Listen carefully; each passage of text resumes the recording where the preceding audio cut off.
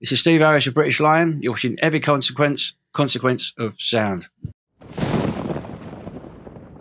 Hey everyone, it's Spencer with Heavy Consequence at Consequence of Sound. I'm here with the legendary Steve Harris, founding member of Iron Maiden, and here to talk about his band British Lion. Thanks for being here. Yeah, cheers, mate. Can you talk about this project, how you first released the album under Steve Harris, and now the second album is being released under the group name British Lion. Can you talk about, first of all, the evolution of the band, how it came together, and then that decision to kind of call this a group instead of a solo project? Yeah, I never really sort of saw it as a solo thing, really. It was a side project for me.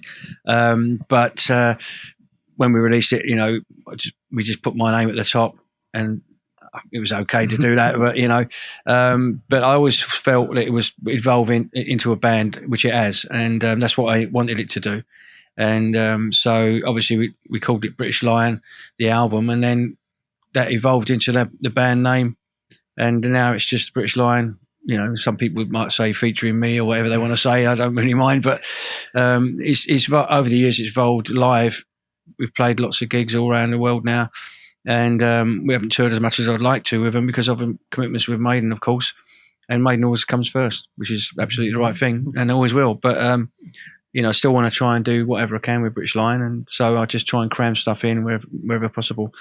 But time flies, and it's been 7 years since. I can't believe where it's gone, but 7 years since the first album came out, and now we've got the second album coming out, and it's evolved into a band totally. Yeah, I mean the last few years, without a doubt. So I'm really pleased about that. It's been really good.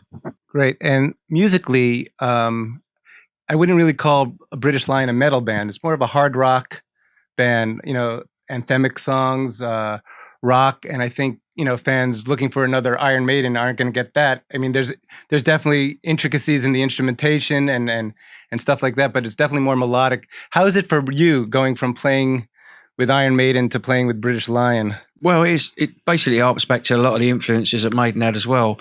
The UFO, Thin Lizzy Wishbone type of stuff, The Who, and all that type of stuff. So it kind of picks up on all that stuff. But yeah, you're right. It's more rock rather than metal, I suppose. I mean, categories, or who cares about categories really? But some people do these days. But it's weird because the influences are fairly well the same. But Maiden sort of, I suppose, over the years has more gone into probably a bit more prog influence as well, which also I grew up loving as well. But go back to more just twin guitar, basic kind of rock is quite nice, and to play in small places as well is really nice for me. I really enjoy playing it. I mean, I enjoy playing everywhere. I love all the gigs, but I get to play them all, so I'm very lucky. But being really close to in a small club, sweaty club, is great. I love it. Cool. And Richard Taylor, the vocalist, has a very classic sounding voice. Like some of those 70s rockers.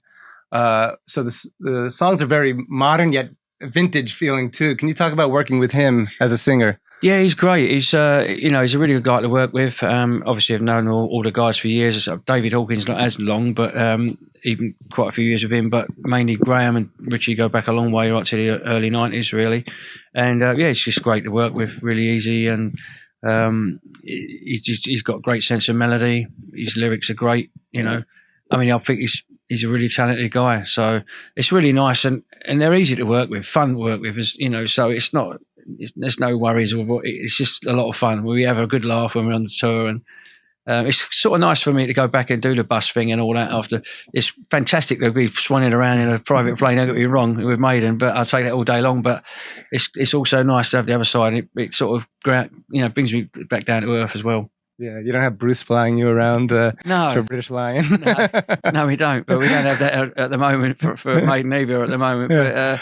But I mean, it's incredible, really. You have to pinch yourself sometimes and all that sort of thing. But it's like being in Led Zeppelin or something, But yeah, I mean, but then on the other side of it, it's nice to come back and be down to earth with British Lion. And as I said, I just love playing that level of gig as well. Cool. And let's talk about some of the songs on the album. The album is called The Burning. Yeah. And the first single is Lightning. That we heard. And it has a very metal intro, but then it kind of settles into this nice rock vibe. Mm-hmm. Can you talk a little bit about that one? Yeah, I mean, the build-up is to me is a bit sort of UFO-y, really, kind of, vibe going on there. And the song itself is actually a true story. What happened to Richie, actually. It's just some guy that called himself Lightning. Some preacher guy came up to him and tried to start telling him different stuff. And it's kind of a weird experience that happened to him. So that's what the song's about. But yeah, I think it's a really good song. So as a lead song on the album, I think it's a good song. We've been playing. We already played that live as well in November. We played it in Canada, South America, and Japan. So it went down really well. Cool. And that's the first single, but the lead track on the album is City of Angels. Yep. And it's a nice opener. I think it encompasses a lot of what British Lion is about. You have the melodic vocals, but then there's this really great guitar solo toward the end, and I think it was kind of a nice introduction to the album. Can you talk about that one as well? Yeah, I think it's a good. It's straight sort of chugging guitar coming in right from the start. So a lot of a bit almost a tongue twister vocal going on at the beginning, which I like. It sort of meters all around, goes around the chord work, and I think it's a really good opening song. Cool. And another song is that stood out to me is Spitfire. Yep. And very bass heavy track. Kind of get a nice feature on that one. If you don't mind talking about that one as well. Yeah, that starts with a picking bass, and it builds up. And I know the Maiden's kind of renowned for that sort of build up as well, but I think it's a bit different what we've done with Maiden, really. And the song is about basically, my father was evacuated in the war during the Blitz, and he had to go out and live in the countryside, and it's kind of about that. And those stories, from those days. But yeah. Great. One more song I'd like to mention is Bible Black. Yep. Maybe the most metal song on the album. Yeah, it's very riff orientated. I don't know. In some ways, it kind of reminds me of a very heavy Thin Lizzy, really. That's kind of the vibe I feel from it. Yeah, I can see that, definitely. And you touched upon this in your earlier answers, but just, again, to talk about, going from playing these massive stadiums with Iron Maiden, you're going to have a tour of the U.S. coming up, kicking off in January. Can you talk about what you can expect and what fans can expect playing those smaller clubs? Well, I sort of don't know what to expect in a certain way, because I never really played the clubs with Maiden, not small clubs like this. So it's going to be a challenge, and I don't really know what we're going to get either, because whenever in fact with the first album, for example, we didn't know what we were worth, people-wise. We didn't know if we were going to play a venue and there's going to be any turn up. You just don't know. Even in Canada, South America, Japan, going there for the first time, we really didn't know how many people were going to come in. So you're a little bit sort of thinking, oh, what's going to happen?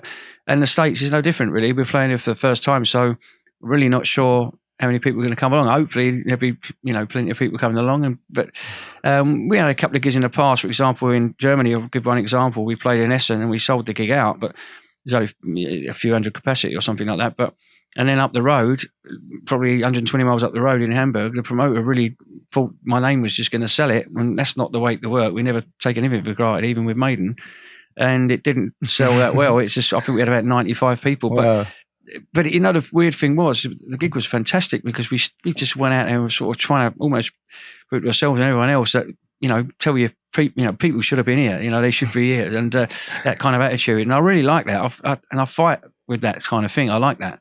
And that was what it was like. It reminded me of Maiden, early days with Maiden. We played a few gigs, in fact, with less people than that. Well, we played a gig called the Double Six in Basildon, which is just outside London, and I think there was less than 50 people there on a Thursday night. And but you remember those gigs, and you go out and you still give 110%, of course. So they'll certainly get that, no matter how many people turn up. Yeah, those kind of gigs grow a bigger legend than they were at the time, because if only a few people were there and then start to talk about it, like those old CBGB gigs, and that's people right. say I was there and they were never there. But you remember things for the wrong reason sometimes. And we played a gig in Wolverhampton, which is sort of in Midlands of UK, and wasn't many people there either. This is with Maiden, and there's a few people at the front, and then there's a big gap, and then there's a massive big fight. Two women were fighting at the bar, and it was like, this is why the gig never stopped. We still carried on playing, but you just remember things like that. But I'm hoping, and if nothing happens like that during one of the British Lion gigs, but